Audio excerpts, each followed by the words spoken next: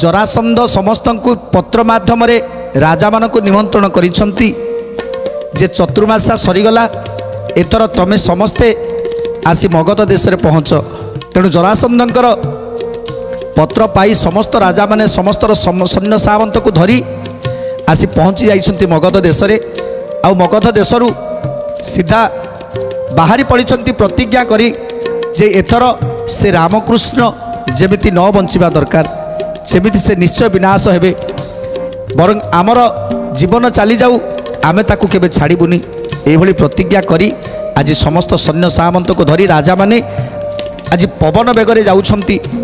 पवन बेगरे जाउछंती समस्त सैन्य सामंत माने जाई पहुँची जाइछंती सरस्वती नदी तट देई अरविंद पदा देई जाई जमुना कूल पाखरे पहुँची जाइछंती। सेतेबेले रात्रि हो जाइछि।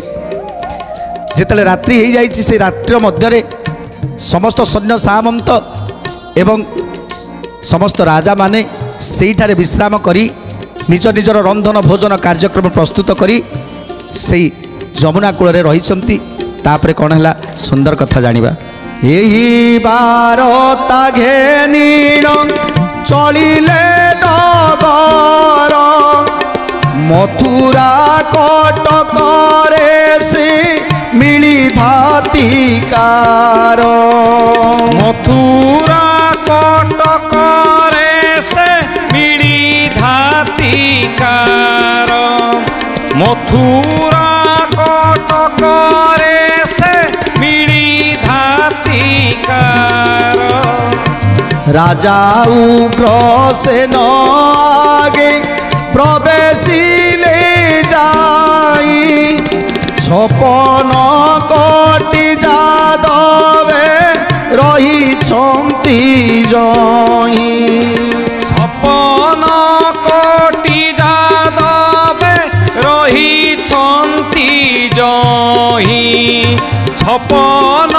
कोटि जादवे रही जही।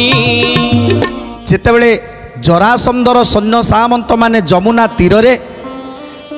तीर विराजमान करिसंती सेतेबेले गुप्तचर मथुरार गुप्तचर खबर पाई जाई पहुँची गले मथुरापुर रे जे जरासंधकर अप्रमित सैन्य सामंत को देखि आज भୟରେ कंपित होउछंती से गुप्तचर मथुरार गुप्तचर। तेणु आज जेतेले मथुरा रे पहुँची गले रामकृष्ण सात्वकी अनाधृष्ट उद्धव शक्राजित कंचन कृप ब्रह्मा शतधनु बृहध्वज वृक्षश्रवा प्रश्नाजित रविजित केतन कलिनाग कुंद कामदी विराज विकर्ण उडंग वसुदेव ए षड़पुत्र सुरथंक सहित केतन कांतिमाला महाद्री समेत समस्त को आज बसई राजा उग्रसेन को बसई आज मथुरार गुप्तचर कौन कहउछंती।